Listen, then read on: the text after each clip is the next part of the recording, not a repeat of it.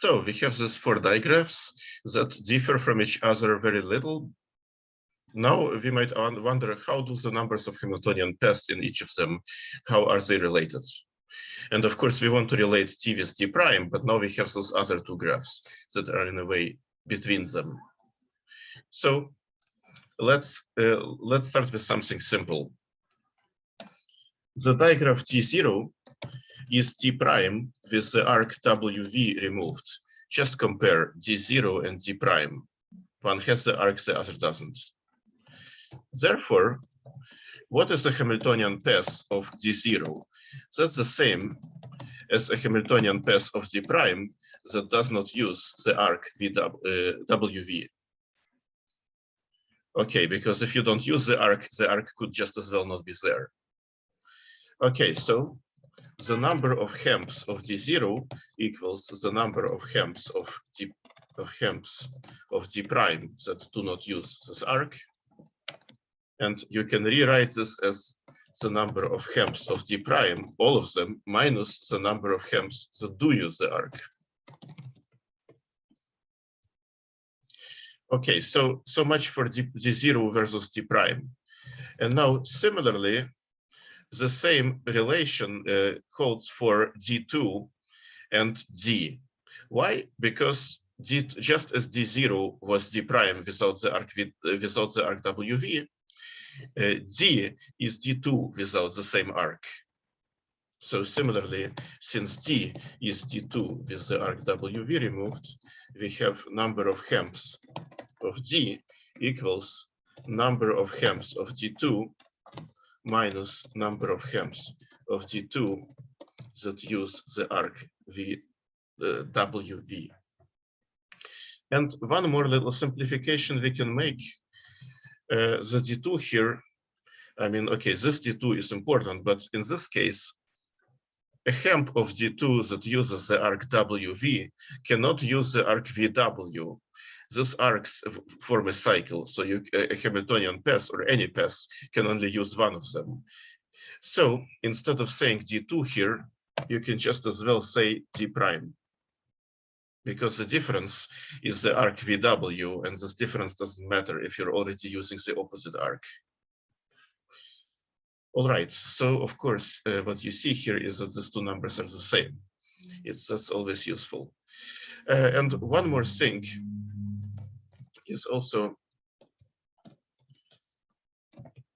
this equality.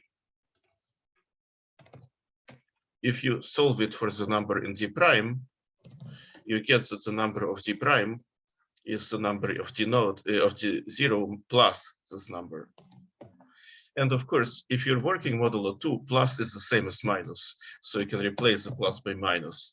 So now, comparing those two equalities, they look pretty similar, and that's good, because you want to show that these two numbers are congruent mod 2.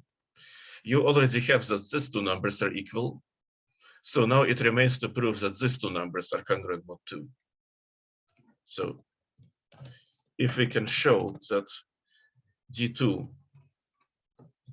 and D0 have the same number of Hemps modulo 2, then we will be done by comparing this congruence with this equality.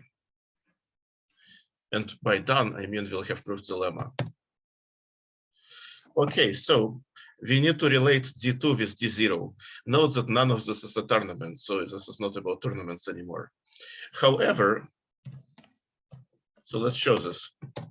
Recall that T is a tournament, and by one of the descriptions of a tournament, this is saying that the non-loop arcs of D bar are the arcs of D rev. Now I claim that this yields that the non-loop arcs of D0 bar are precisely the arcs of D2 rev. So this is basically D0 differs from D only in one arc, and D2 differs from D only in one arc. So if you want, you can easily derive this statement from this statement by convincing yourself that this little difference is not so. all the arcs that do not connect V and W are the same in this as in D zero bar and in D, and they're the same in this and in this. And as for the arcs that do connect V and W, you just check by hand that they are the same here and here. So in other words, the digraphs D0 bar and D2 reverse are equal up to arcs. Sorry, up to loops. And since loops don't matter for Hamiltonian paths, recall a path cannot use a loop, so the loops could just as well not be there. We therefore obtain that the number of Hemps in D0 bar is the same as the number of Hemps in D2 reverse. Well, okay, and this are actually the same, not even mod 2. Okay, but now recall our previous results. First of all, this trivial proposition that if you reverse the digraphs, the number of Hemps doesn't change. And if you take the complement, the number of Hemps is preserved modulo 2, so the parity doesn't change. So the reversal doesn't change the number of Hemps. A trivial proposition above. And so the number of Hemps of D2 equals the number of Hemps of D0 bar. And as we know from Birch's theorem, the complement also doesn't change, so we can get rid of the bar modulo 2. So D2 and D0 have the same number of Hemps mod 2, and this is what we needed to prove. So as explained, this completes the proof of the lemma. And now I'm just gonna copy paste the statement of the lemma and the Hartz-Rayleigh theorems that we want to prove. So now we can now the Hartz-Rayleigh theorem has become easy. Why?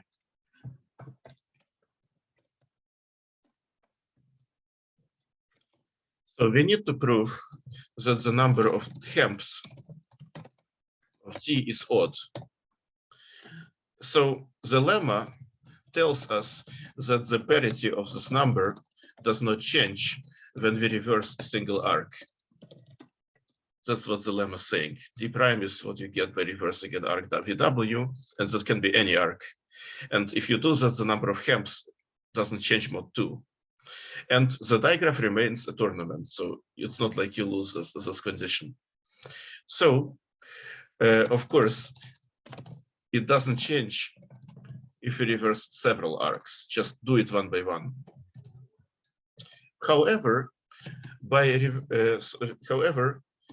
we can, without loss of generality, we can assume that the vertices of D are 1 up to n for some non-negative integer n. And then, by reversing the appropriate arcs, we can achieve that the arcs of D are going to be 1, 2, 1, 3, 1, 4, ... 1, n, 2, 3, 2, 4, ... 2, n, and so on, and n minus 1, n. So basically, each arc goes from the smaller number to the larger one. So each arc of D has the form ij with I less than j.